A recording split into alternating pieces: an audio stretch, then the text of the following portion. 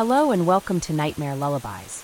As you settle in for the night, prepare to be immersed in a world of eerie whispers and unsettling tales, designed to both chill and soothe. Now, close your eyes, relax, and let the darkness carry you away.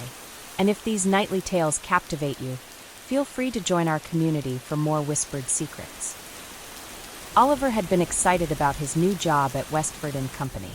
The company had a great reputation, the salary was competitive, and the office had a sleek, modern feel. It was everything he had hoped for in a career move. He imagined himself excelling, climbing the ranks, and finally finding a workplace where he could be valued and respected. But from the very first day, something felt off. At first, it was subtle. The way his coworker, Daniel, would dismiss his ideas in meetings. The way his emails mysteriously went unanswered, leaving him scrambling to meet deadlines. At first, Oliver thought it was just bad timing. Maybe Daniel was too busy. Maybe his messages got lost in the flood of daily communication.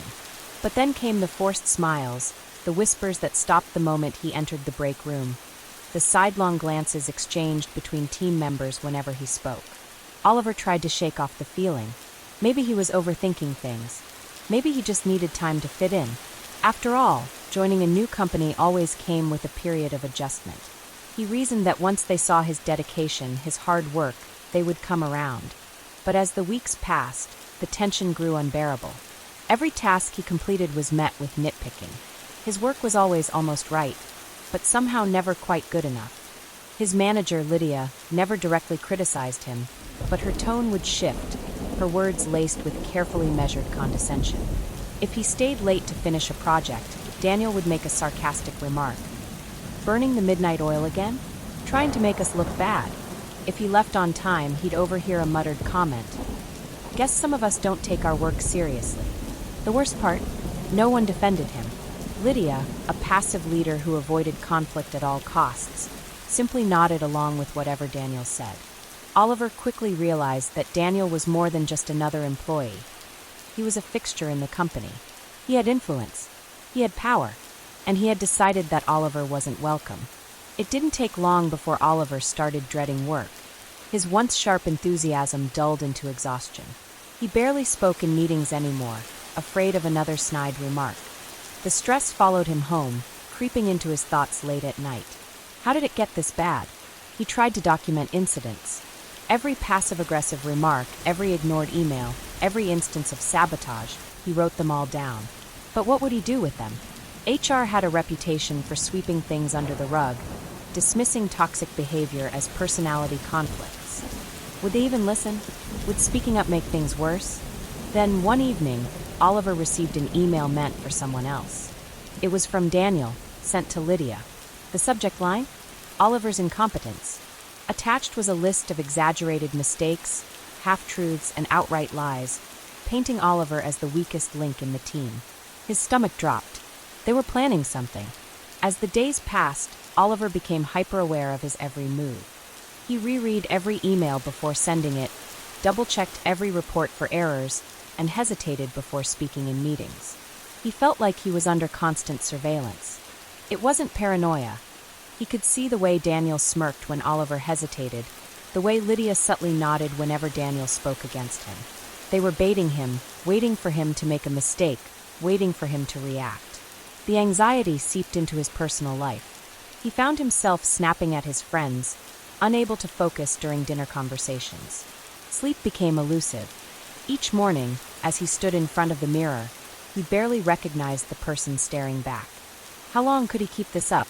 The breaking point came during an important client presentation. Oliver had spent weeks preparing, ensuring every detail was perfect. But when he arrived at the meeting room, his slides had been altered. The data was incorrect, the formatting a mess. As he clicked through the slides, his heart pounded. This wasn't his work.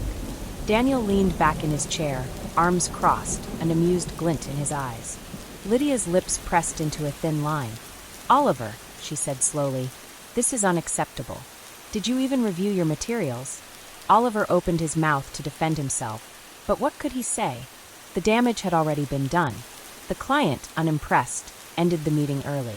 The moment the door closed, Lydia sighed. We need to talk about your performance. As he sat in his manager's office, listening to Lydia list every mistake he had supposedly made, Oliver realized something. He had two choices. He could let them continue to wear him down, to drain every ounce of confidence from him until he had nothing left, or he could fight back. And for the first time in weeks, he felt something new. Determination. Maya had been working at Harrow Financials for 5 years. She had seen new employees come and go, some thriving, others quitting within months. The pattern was clear, but most people didn't notice. Maya did, and she knew exactly why so many didn't last. Her name was Vanessa. Vanessa wasn't technically Maya's boss, but she might as well have been. She had an iron grip on the social politics of the office. She decided who was in and who was out. If Vanessa liked you, you were invited to team lunches, given inside information, and treated with warmth. If she didn't, well, then you were ignored, subtly undermined, and slowly pushed out. At first, Maya had admired Vanessa's confidence. She was charismatic, knew how to work a room, and always had the perfect response in meetings. But over time, Maya realized that Vanessa's charm was carefully crafted. It wasn't genuine, it was a tool she used to control the office dynamics. Maya had tried, at first, to stay on Vanessa's good side. She joined in on the small talk, laughed at her jokes, and nodded when Vanessa gossiped about others. She didn't want to be one of the people Vanessa discarded. But the more Maya watched, the more uncomfortable she became. Vanessa thrived on control. She would praise a coworker one moment, only to tear them down when they weren't around. She strategically placed herself as the person everyone went to for office news, filtering information in a way that always positioned her as indispensable. It was an unspoken rule. Vanessa decided whose career progressed and whose didn't. Maya started keeping her distance. She focused on her work, choosing not to engage in office gossip. But Vanessa noticed. "You've been quiet lately," Vanessa said one afternoon, her eyes sharp. "Everything okay?" Maya forced a smile. "Yeah, just busy." Vanessa tilted her head slightly, studying her. "Good. Just making sure we're all on the same page. It's important for the team to stay connected." That was the first warning sign. Within days, Maya noticed changes. Invitations to meetings she had always been part of mysteriously disappeared from her calendar. Emails she sent requesting updates went unanswered. A report she had worked tirelessly on was suddenly reassigned to someone else. When she brought it up to her manager, she was met with a vague excuse. Oh, Vanessa thought it would be more efficient this way. Even the receptionist, who had always greeted Maya warmly in the mornings, suddenly became distant. Maya had seen this before. She was being frozen out. At first, she thought she was imagining things. But then she overheard a hushed conversation between Vanessa and another colleague. "Maya's just not a team player anymore," Vanessa murmured. "It's a shame. I really wanted to support her career, but if she doesn't want to be part of the group, what can you do?" That's when Maya understood. Vanessa had started the process of destroying her reputation. The isolation intensified. Her ideas were suddenly not quite right in brainstorming sessions. Colleagues who once sought her input now barely spoke to her. Conversations in the break room would stop the moment she entered. Maya felt like she was suffocating. She tried confiding in a senior colleague. "Stay quiet," they warned. "Vanessa has friends in HR. If you push back, they'll make your life worse." Maya felt trapped.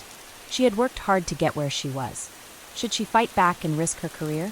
Or stay silent and endure the slow breakdown of her professional reputation? One morning, as she sat at her desk, staring at yet another email where she had been excluded from an important project, she made her decision. She wasn't going to let Vanessa win. Maya started documenting everything. Every meeting she was left out of, every instance where her work was reassigned, every time Vanessa undermined her. She reached out to allies in other departments, quietly rebuilding her professional network outside of Vanessa's influence. And then, when the moment was right, she scheduled a meeting with HR, her manager, and senior leadership. She presented her case with detailed examples, emails, and evidence of workplace manipulation. HR listened, and this time they acted. Vanessa's power crumbled. Without her carefully curated influence, she was exposed for what she truly was. Maya wasn't sure what Vanessa would do next, but for the first time in a long time, she felt like she could breathe again. James had always prided himself on being a team player. He believed in collaboration, in supporting his colleagues, and in creating a work environment where everyone could succeed. But ever since Adam joined the department, working together felt like walking through a minefield. At first, Adam seemed like an average coworker, friendly if a bit arrogant. He was charming in meetings, quick to share ideas, and always eager to position himself as an asset to the team. But as time passed, James noticed something unsettling. Every mistake, every tiny misstep, somehow always pointed back to him. If an email was sent late, Adam would casually mention that James had been handling it. If a report had missing data, Adam would sigh and say, "Well, I trusted James to double-check it." At first, James thought it was coincidence, bad luck, miscommunication. But the pattern became undeniable. One morning, James arrived at work to find an email thread forwarded to him from their manager.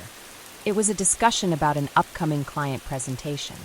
The project had been his responsibility from the beginning, yet the latest update had Adam's name all over it.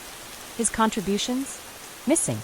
Confused, James scrolled back through the emails, looking for any mention of his work. Nothing. It was as if he had never been part of the project at all.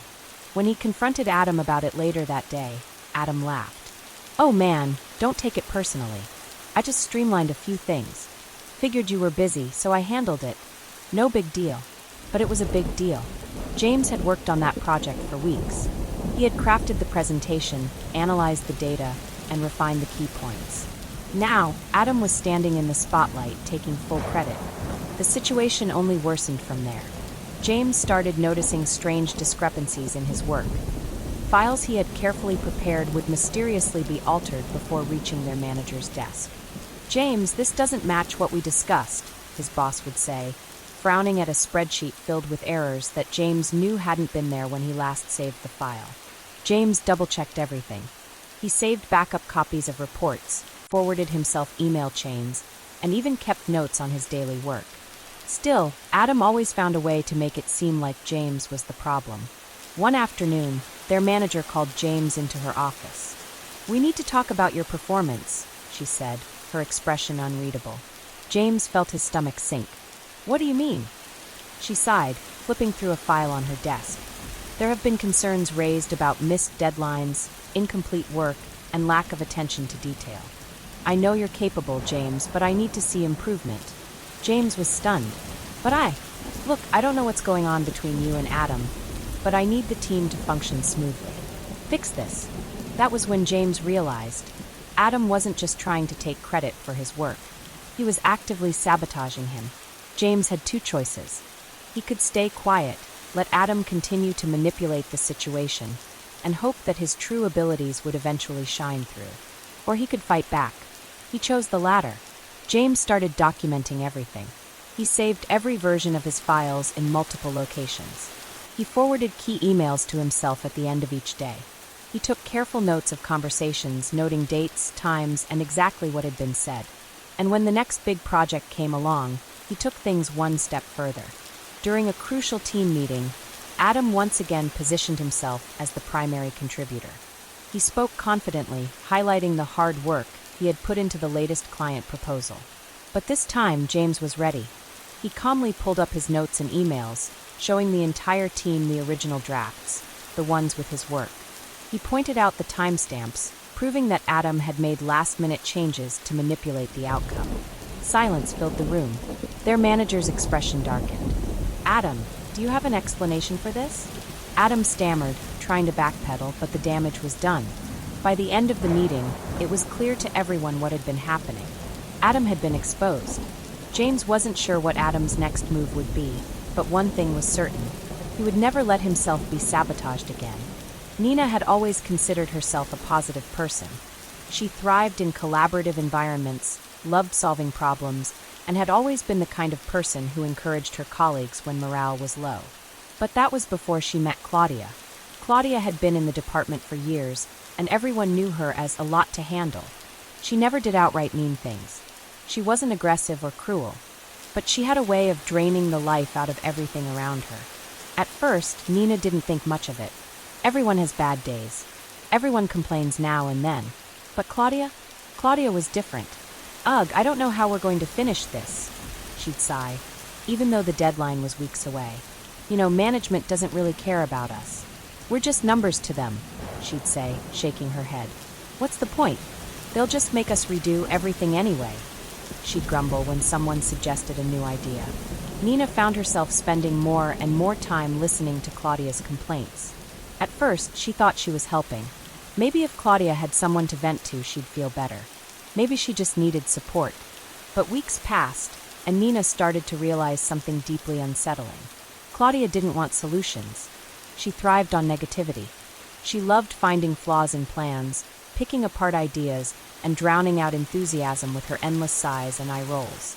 And slowly, without realizing it, Nina found herself absorbing that energy. It was subtle at first.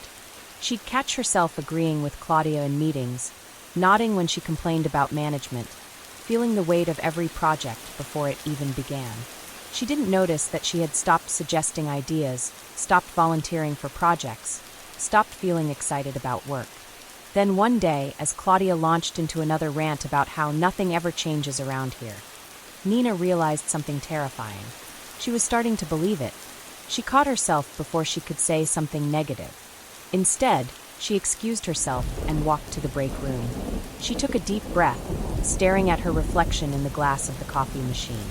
What was happening to her? She thought back to when she first started this job. She had been full of ideas, eager to make an impact. She had been motivated, driven. Now, she felt like a shadow of that person. That night, she went home and did something she hadn't done in months. She journaled. She wrote about the projects she was excited about when she first started. She wrote about the goals she had set for herself, the things she had wanted to accomplish. And as she reread her own words, she saw the stark contrast between the person she had been and the person she was becoming. Claudia wasn't just draining energy, she was shaping reality. Nina made a decision that night. She couldn't change Claudia, but she could change how much space she allowed her to take up in her life. The next morning, she walked into the office with a new mindset. When Claudia started complaining, Nina didn't engage. She didn't nod. She didn't contribute. Instead, she redirected the conversation. I get that it's frustrating, she said, keeping her tone neutral. But I really want to focus on making the best of it. Claudia blinked, clearly taken aback. Yeah, well, I guess. Over the next few weeks, Nina made an active effort to distance herself from Claudia's negativity. She sought out coworkers who were solution-focused, people who wanted to improve things rather than just complain about them. She started volunteering for projects again, contributing ideas, reclaiming the enthusiasm she had lost. And then, something interesting happened. Claudia started avoiding her. It wasn't a conscious decision, but energy vampires don't like people who don't feed them. When they can't drain someone's enthusiasm, when their negativity is met with resistance, they move on. One day, a new hire joined the department. As Nina walked past the break room, she heard Claudia's voice, heavy with exhaustion, whispering to the newcomer. Ugh, you'll see soon enough. This place is a nightmare. Nina sighed. Some people don't want to change. But she had learned something valuable. She didn't have to let them change her. For the first time in months, she felt light. Emma had always believed in giving people the benefit of the doubt. She prided herself on being a kind and empathetic coworker. But there was one person in the office who made her question everything she knew about human nature. Her colleague, Sophia. Sophia was an expert at subtle manipulation. Unlike the typical workplace bully, she didn't yell, didn't openly criticize, and never directly sabotaged anyone. Instead, she worked in whispers, carefully planted doubts, and well-timed half-truths. And worst of all, people believed her. It started small. Compliments laced with condescension. Oh, Emma, you're really good at handling the simple tasks. It must be nice not to stress about the big projects. At first, Emma brushed it off, assuming Sophia meant no harm. But then came the strategic exclusion. Meetings were rescheduled without her knowledge. Important conversations took place just after she left the room. When she asked about decisions that had been made without her, Sophia would tilt her head and smile. Oh, we assumed you were too busy. Didn't want to overwhelm you. The words sounded kind, but Emma knew better. One day, Emma overheard a conversation between Sophia and their manager, Mr. Reynolds. She hadn't meant to eavesdrop, but when she heard her name, she froze. Emma! Sophia's voice was silky smooth. Oh, she's great, really. So hardworking. She struggles with the bigger picture stuff, you know? Gets caught up in the details. I try to help where I can. Emma's breath caught in her throat. That wasn't true. She had been leading multiple projects successfully. She had never struggled with big picture thinking. But Sophia had just subtly planted a seed of doubt in their manager's mind. And that's how the manipulation worked. Little by little, Sophia shaped the narrative around Emma's abilities, never directly insulting her, but always casting just enough doubt. And over time, it worked. Emma began noticing a shift. Her manager started double-checking her work more often.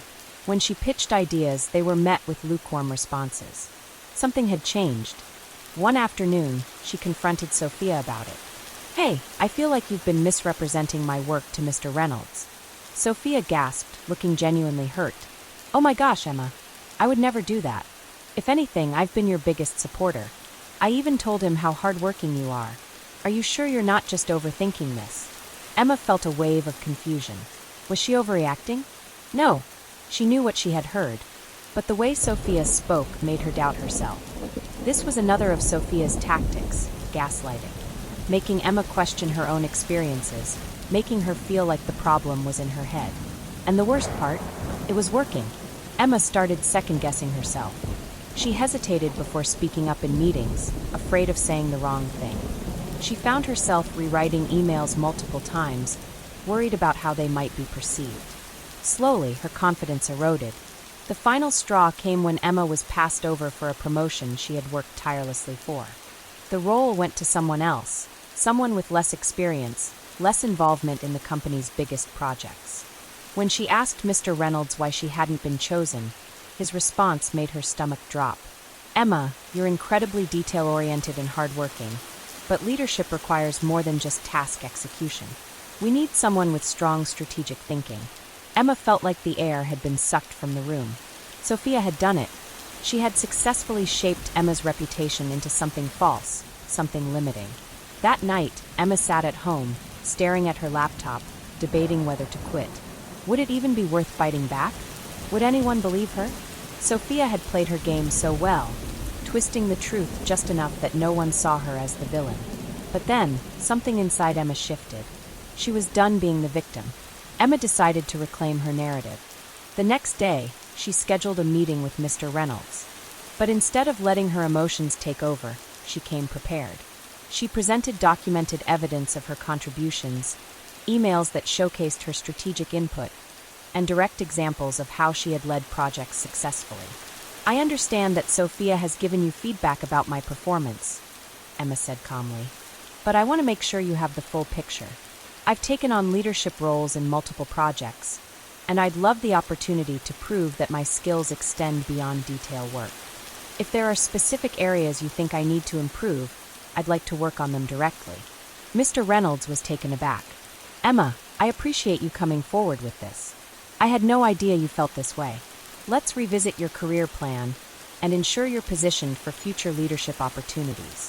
It wasn't an immediate victory, but it was a start. Sophia had spent months shaping the office's perception of Emma, and it wouldn't change overnight. But Emma had planted her own seed, a seed of truth. Over the following weeks, she continued to push back. She confidently voiced her ideas in meetings, took ownership of her projects, and refused to let Sophia's subtle jabs get to her. And as she reclaimed her space, she noticed something interesting. Sophia's influence started to wane. Coworkers began seeing through her manipulation. They started recognizing Emma's contributions for what they truly were. And eventually, Sophia lost her power. Because manipulation only works when people don't see it for what it is. And once Emma had exposed it, the spell was broken. For the first time in a long time, Emma felt like herself again. And she knew she would never let someone like Sophia control her future again. Liam had always been a quiet but hardworking employee. He didn't seek attention or try to stand out. He simply did his job well. He believed that his work would speak for itself. But he had never met someone like Marcus before. Marcus was charming, confident, and always seemed to be at the center of every big project. He had a way of talking himself into leadership roles, even when he hadn't contributed much. At first, Liam admired him. Marcus was good with people, charismatic in meetings, and never seemed to struggle under pressure. But then Liam started noticing a pattern. Whenever Liam worked on something successful, Marcus found a way to take credit. At first, it was subtle. "Great job, team," Marcus would say in meetings, standing at the front of the room with Liam's slides behind him. He'd speak about our efforts, making it seem like he had been deeply involved. At first, Liam didn't mind. Collaboration was important, after all. But then came the direct theft. One afternoon, Liam had worked late into the night to complete a crucial report, one that was due for a big client presentation. He had triple-checked every detail, ensured the numbers were perfect, and sent it to Marcus for review. The next morning, when Liam walked into the conference room, he saw Marcus presenting it. "I spent a lot of time perfecting this strategy," Marcus said smoothly, flipping through the slides. "I think our client will be very happy." Liam sat in stunned silence. Not a single mention of his name. Liam told himself it was a one-time thing. Maybe Marcus had just forgotten to acknowledge him. It could happen, but then it kept happening. Every time Liam worked on something important, Marcus swooped in at the last second and claimed ownership. If Liam spoke up about it, Marcus would laugh it off. "Oh man, we're all part of the same team. No need to get caught up in who did what," Marcus would say, clapping Liam on the back. "We both know how much you contributed. That's what matters." But it wasn't enough. Liam wasn't being recognized. He wasn't getting opportunities to advance.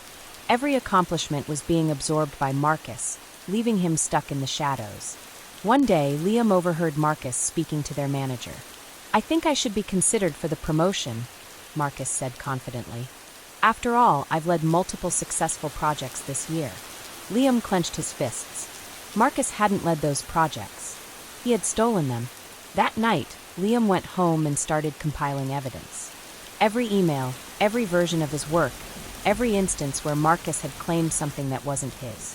He documented it all, creating a timeline of deception. Then he formulated a plan. The next time a major project was assigned, Liam made sure to keep Marcus out of the loop. He looped in other colleagues, kept records of all contributions, and made sure that his own name was directly tied to every document. As the deadline approached, Marcus predictably tried to insert himself. "Hey Liam, let me take a final look at that report before you send it up." Liam smiled. "Oh, I already sent it directly to our manager. She wanted it early. But thanks for the offer." Marcus' expression froze for a split second before he forced a laugh. Right. Good thinking." When the day of the presentation arrived, Liam walked into the conference room and saw Marcus sitting at the head of the table, already preparing to present. "Actually," Liam said, stepping forward, "I'll be leading today's presentation. Since I handled all of the research and report preparation, I want to make sure it's delivered accurately." Marcus' jaw clenched, but with their manager watching, he couldn't object. The presentation was a success, and for the first time, Liam received full credit for his work. Marcus didn't stop trying to take credit for other people's work, but after Liam exposed him once, others started noticing. Colleagues became more careful, keeping records of their contributions, and soon, Marcus' influence began to fade. A few months later, when the promotion was announced, it wasn't Marcus' name that was called, it was Liam's.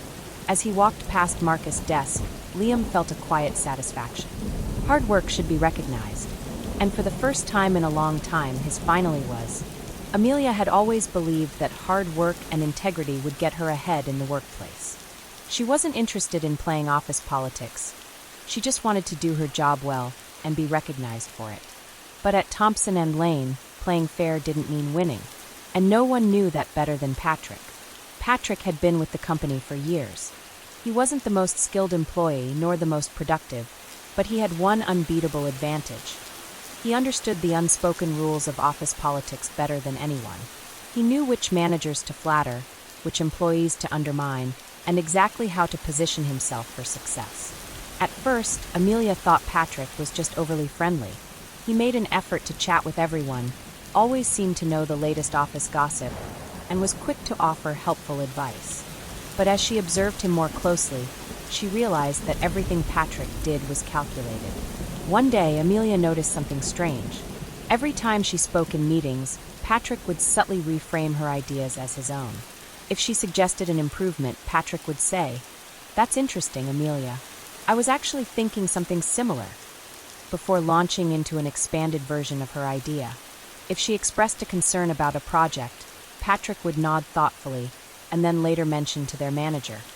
Amelia seemed a bit unsure about this approach. Maybe she's struggling with the workload. Little by little, he was controlling the narrative. Whenever Amelia confronted him, Patrick would laugh it off. "Come on, Amelia. We're on the same team. I'm just helping make sure our ideas get heard." But somehow he was always the one getting the credit. One afternoon, Amelia overheard a hushed conversation near the break room. "I don't know if Amelia's leadership material," someone said. Patrick mentioned that she's been struggling lately. Her stomach dropped. Struggling? She had been performing better than ever. But Patrick had subtly planted doubts in people's minds. It was a classic tactic, death by 1,000 whispers. If enough people heard the same thing, even if it wasn't true, they'd start to believe it. And it was working. The final blow came when a major project was up for reassignment. Amelia had been preparing for it for months, perfecting the proposal and running preliminary research. She was sure it was hers. Then the announcement came. "We've decided that Patrick will be leading this initiative," their manager said. "Given his strong presence in the team, we believe he's the right fit." Amelia couldn't believe it. Patrick sat there, completely unfazed, nodding in appreciation. After the meeting, she pulled him aside. "You knew this was my project." Patrick sighed, giving her a patronizing smile. "Amelia, it's not about individual ownership. It's about positioning yourself as a leader. Maybe you should work on that." That's when she knew if she didn't fight back, he would keep walking all over her.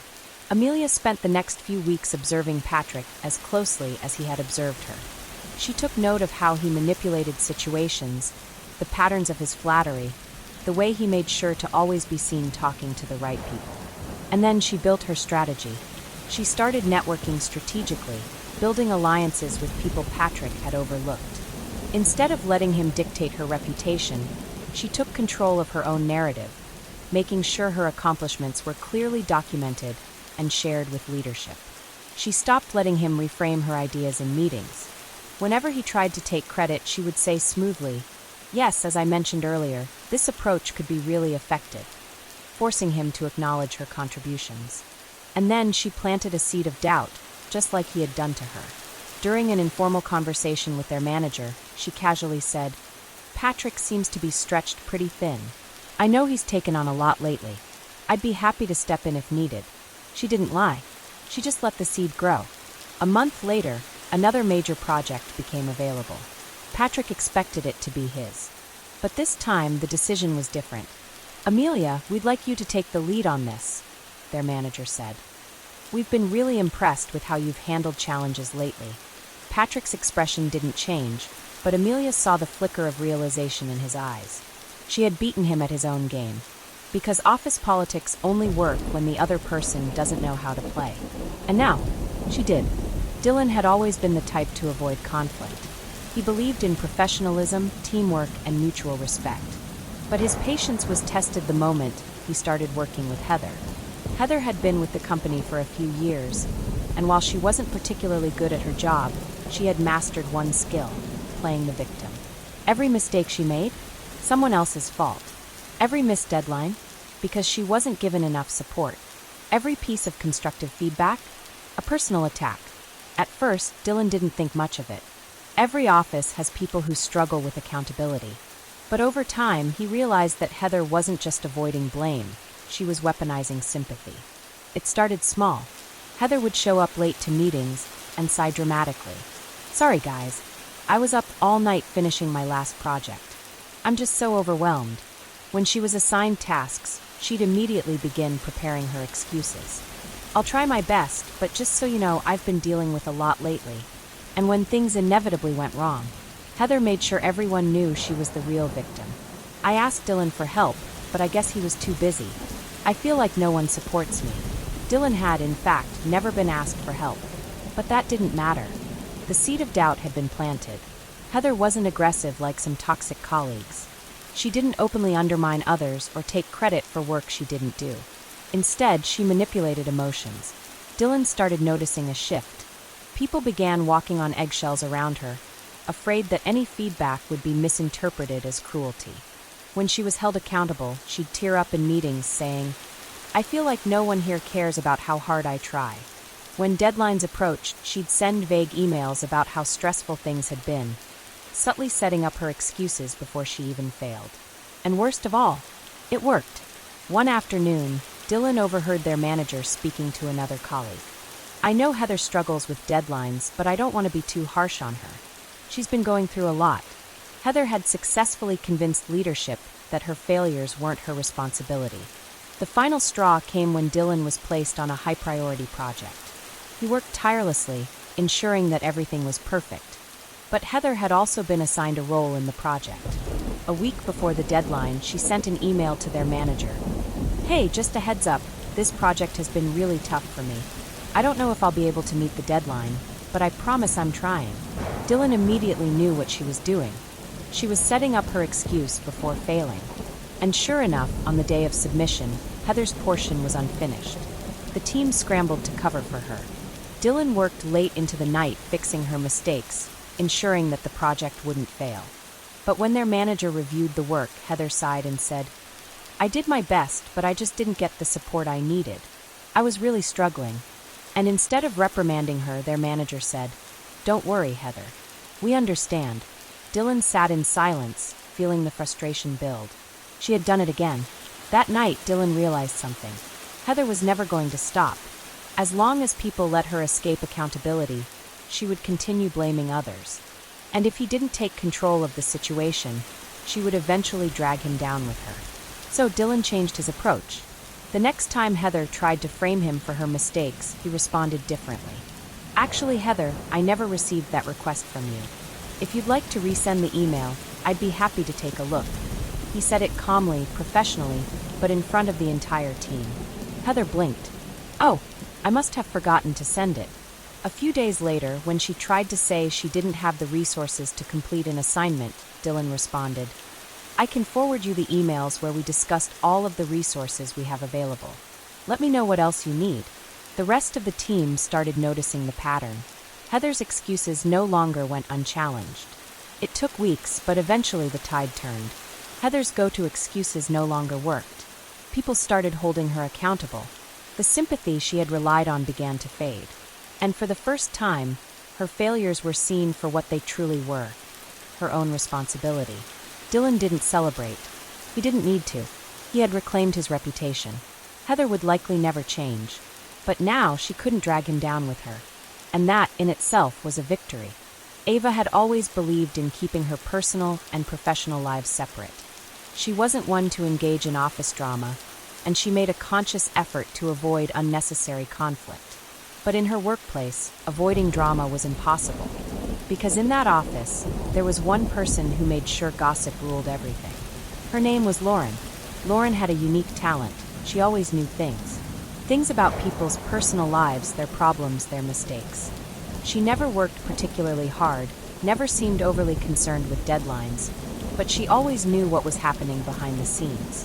At first, Ava found it mildly entertaining. Office gossip was part of every workplace, right? Until she became the subject of it. One morning, Ava walked into the break room to grab coffee. The room fell silent the moment she entered. People who had been talking just moments ago suddenly pretended to be busy with their phones or stared at their cups. Something was wrong. She turned to Lauren, who was stirring her tea with a smirk. "Morning, Ava. Everything okay? You seem stressed." Ava frowned. "I'm fine." "Why?" Lauren shrugged. "No reason. Just, I heard a few things. You know how people talk." Ava's stomach twisted. She had no idea what was being said, but she knew one thing. Lauren was behind it. Within days, things changed. Coworkers who had always been friendly started keeping their distance. Emails went unanswered. A casual lunch invite she had always been included in suddenly never reached her inbox. Something had shifted. Then, during a team meeting, she got her answer. Their manager was discussing an upcoming project. He glanced at Ava and said, "Given your recent situation, maybe you should take a step back on this one." Ava's pulse pounded. What situation? The silence was unbearable. Lauren cleared her throat, her voice dripping with fake concern. "Oh, Ava, I didn't mean for people to find out, but I guess word got around. I heard you were having some difficulties keeping up with everything lately. I just wanted to make sure you were okay. Ava's mind raced. What was Lauren talking about? She hadn't been struggling. She had never missed a deadline. But somehow, Lauren had created a narrative that wasn't real, and people believed it. Ava tried to push back. I've been performing just fine. Where is this coming from? Lauren sighed, shaking her head. Ava, no one's blaming you. Everyone knows work can be stressful. It's just people have noticed you seem a little off. And I'd hate for management to think you're overextending yourself. There it was, the seed of doubt. People wouldn't outright accuse her of struggling, but they would wonder. They would watch her more closely, look for signs that confirmed Lauren's version of events. And once people started looking for a problem, they'd find anything to justify it. Ava knew she had two choices. She could let Lauren control her narrative and allow the gossip to shape her reputation, or she could fight back. Ava decided to break Lauren's cycle. Instead of trying to defend herself directly, which would make her look defensive, playing into Lauren's hands, she shifted the spotlight. She started documenting everything. Every email, every successful project, every meeting where she contributed valuable input. She made sure her work was undeniable. Then she began subtly exposing Lauren.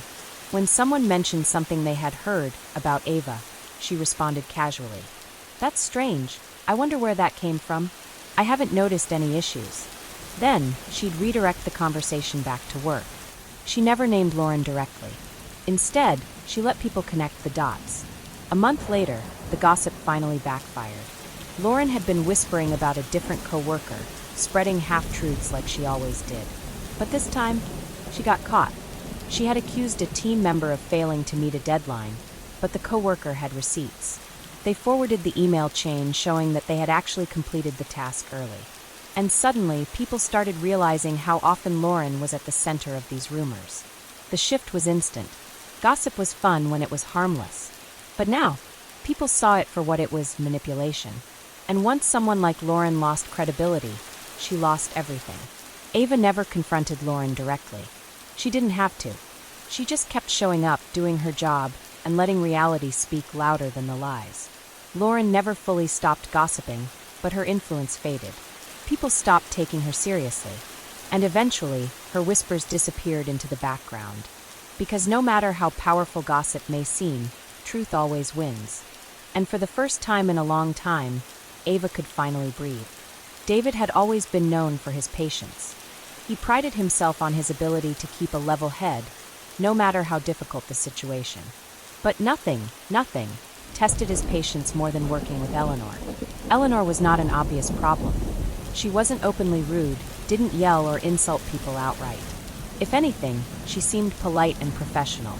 But her brand of toxicity was far more insidious: passive aggression. At first, David didn't think much of it. Eleanor was just one of those people who had a sharp tone, who made subtle remarks that could be interpreted multiple ways. He brushed it off, convinced that if he ignored it, it wouldn't escalate. He was wrong. It started small. Every time David submitted a project, Eleanor would make tiny, unnecessary edits. A word changed here, a phrase reworded there, nothing substantial, but just enough to make it seem like his work always needed fixing. "Oh, David, I just made a few little tweaks," she'd say with a smile. "Just to polish it up a bit. No big deal." If he pushed back, she'd tilt her head and act surprised.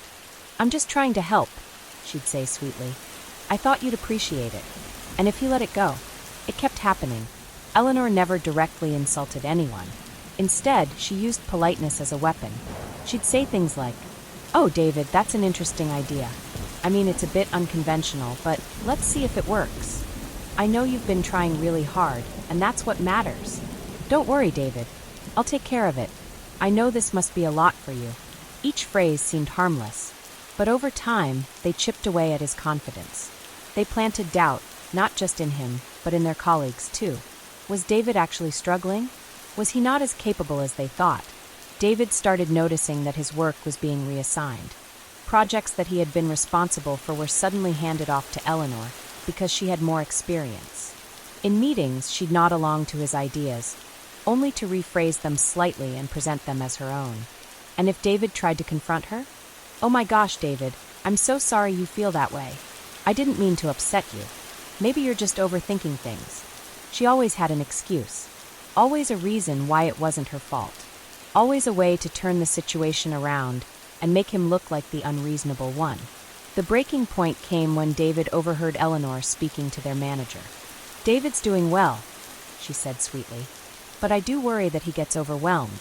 I've been stepping in to help where I can. I just don't want him to burn out." David felt his blood run cold. She wasn't just undermining him. She was actively painting him as incapable, right in front of the people who decided his future at the company. David knew that confronting Eleanor head-on wouldn't work. She'd just play innocent, turn the situation around, and make him look unreasonable. So instead, he used her own tactics against her. He documented everything, every email, every change she made to his work, every time she subtly took credit for something. He kept his tone polite but firm. If she helped with his work, he'd immediately reply, "Thanks, Eleanor, but I'd prefer to keep my original version. I'll take full responsibility." He spoke up in meetings before she could. If she tried to rephrase his ideas, he'd say, "Exactly like I mentioned earlier, my plan was," forcing her to acknowledge his contribution. And most importantly, he started rebuilding his reputation. Instead of letting Eleanor control the narrative, he actively made sure his work was visible. He looped in leadership on emails, made his contributions undeniable, and gradually made it clear that he wasn't someone who needed help. Eleanor noticed. Her subtle power plays stopped working. Her helpful suggestions were no longer taken as necessary fixes. And the moment David refused to let her frame him as incompetent, she lost her power over him. One day, she tried to slip in another passive-aggressive comment. "Oh, David, I know you're trying your best." This time, he smiled and responded, "I appreciate the support, Eleanor, but I think we both know I don't need it." The room went silent, and from that moment on, Eleanor left him alone. David realized that passive-aggressive colleagues rely on one thing: silence. As long as no one calls them out, they get to control the story. But the moment you refuse to play their game, the moment you calmly, professionally, and strategically hold your ground, they lose their power. And for the first time in months, David walked into the office feeling free. Rebecca had always believed in teamwork. She valued collaboration, fairness, and supporting her colleagues when they needed help. But working alongside Carl had taught her a harsh lesson. Some people don't want to be helped. They just want to be victims. Carl was the self-proclaimed hardest-working employee in the office. If you asked him, no one worked as hard as he did. No one cared as much. No one sacrificed as much as he did for the team. And he made sure everyone knew it. At first, Rebecca felt bad for Carl. He constantly complained about how overworked he was. He stayed late every night, talked about how exhausted he was, and sighed loudly whenever someone asked him for an update. He made it seem like he was single-handedly keeping the department running. But after a few months, Rebecca started noticing the pattern. Carl wasn't actually doing more work than anyone else. If anything, he was doing less. He spent hours dramatically preparing for tasks that should have taken 30 minutes. He insisted on taking on extra work, only to complain about how unfair it was. And whenever someone offered to help, "No," Carl would say, shaking his head. "I wouldn't want to put that burden on you. I'll just handle it myself. Somehow." And then he'd sigh deeply, making sure everyone in earshot felt guilty for not doing more. Carl didn't just want to be seen as hardworking. He wanted to be seen as a martyr. If someone left the office on time, Carl would mutter, "Must be nice to have a life outside of work." If a team member finished their project before him, he'd say, "Wow, I guess I just care too much about getting things right." If the manager praised someone else, Carl would find a way to mention how much he had been struggling. At first, Rebecca fell for it. She felt guilty leaving work on time. She started offering to take some of Carl's workload, even though she knew he had deliberately taken on too much just to complain about it. But the more she observed, the clearer it became. Carl didn't want solutions. He wanted sympathy. One day, after another long-winded complaint about how no one appreciated how much he did, Rebecca finally snapped. "Carl, I've offered to help multiple times. You always say no. If you're really struggling, why not delegate?" Carl froze. For a second, he looked genuinely caught off guard. Then he recovered, shaking his head with a dramatic sigh. "It's not about delegating, Rebecca. It's about responsibility. Some of us just take our work seriously. Rebecca stared at him, and in that moment, she realized something. Carl didn't want a solution. He wanted an audience. Rebecca made a decision that day. She wasn't going to play along anymore. When Carl sighed loudly at his desk, she didn't ask if he was okay. When he complained about how exhausted he was, she didn't offer to help. When he tried to guilt-trip the team for leaving on time, she ignored him. At first, Carl doubled down. He became even more dramatic, hoping someone would take the bait. But when no one did, his influence started to fade. A few weeks later, during a team meeting, their manager announced an upcoming project. Carl, as always, volunteered immediately. "I can take that on," he said, sighing heavily. "I mean, I'm already swamped, but I guess someone has to do it." Rebecca spoke up before anyone else could. "Actually, I'd love to take that project. Since Carl is already overloaded, I don't want to add to his burden." The manager nodded. "That's a great idea. Rebecca, why don't you lead this one?" Carl's face fell. For the first time, his martyr act had backfired. Carl still complained. He still sighed dramatically, still muttered about how no one understood how much he did. But people stopped listening. And Rebecca? She stopped feeling guilty. Because at the end of the day, being a team player doesn't mean carrying someone else's self-imposed burden. And for the first time, she could work without the weight of Carl's never-ending complaints dragging her down. Nate had always been an innovative thinker. He loved coming up with creative solutions, brainstorming new strategies, and sharing his ideas with the team. But ever since Julian joined the company, something had changed. Because every time Nate had a good idea, Julian stole it. At first, Nate thought it was just a coincidence. He'd casually mention a concept in a meeting, and the next week, Julian would present it as his own. Maybe it was just bad timing. But as the pattern continued, Nate realized the truth. Julian was deliberately listening, waiting, and taking credit for his ideas. Julian was smart about it. He never took Nate's ideas word for word. Instead, he tweaked them just enough to make them sound original. If Nate suggested an automated tracking system, Julian would present a real-time workflow optimization tool. If Nate brainstormed a new marketing strategy, Julian would call it an innovative audience engagement approach. Every single time, Julian got the praise. And Nate? He was left in the background. When Nate finally confronted Julian, he expected an argument. Instead, Julian laughed. "Whoa, man, are you saying I'm stealing your ideas? That's crazy. We're just on the same wavelength. Great minds think alike, right?" Nate clenched his jaw. It wasn't a coincidence. But Julian was a master of gaslighting. Whenever Nate spoke up about it, Julian would play the victim. "I feel like you don't trust me, Nate. That's really disappointing. I thought we were teammates." And because Julian was well-liked by leadership, no one believed Nate. He was making a fuss over nothing. The final straw came when their manager announced a new initiative, based entirely on one of Nate's ideas. But the person leading it? Julian. Nate sat in silence as his coworkers congratulated Julian on his brilliant strategy. His stomach twisted. He had spent weeks perfecting that idea, and now he wasn't even being acknowledged for it. That night, Nate made a decision. He wasn't going to let this happen again. Instead of arguing with Julian, Nate started documenting everything. He wrote down every idea he had with timestamps. He sent follow-up emails after meetings summarizing what he had contributed.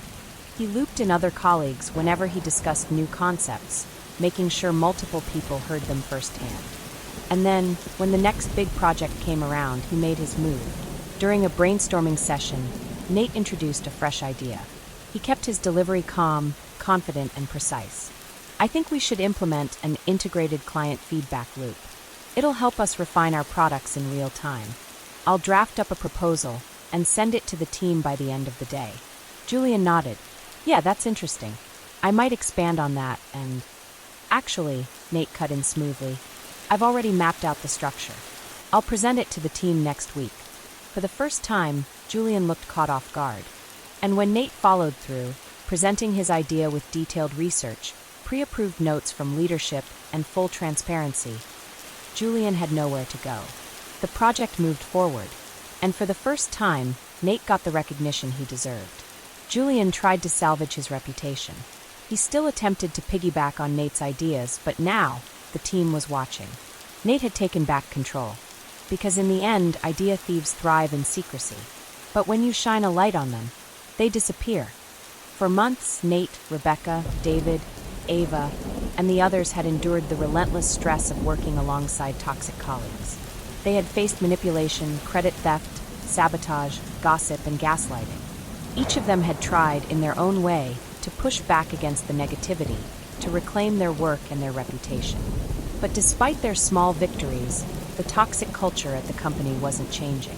Because when toxicity is embedded in a workplace, it isn't just about one bad colleague. It's about a system that allows it to thrive. One morning, a mandatory company-wide meeting was announced. The employees filed into the conference room, murmuring about what it could be about. As the CEO stood in front of them, the tension in the room thickened. "We've received numerous complaints about the work environment in recent months," she began, her eyes scanning the room.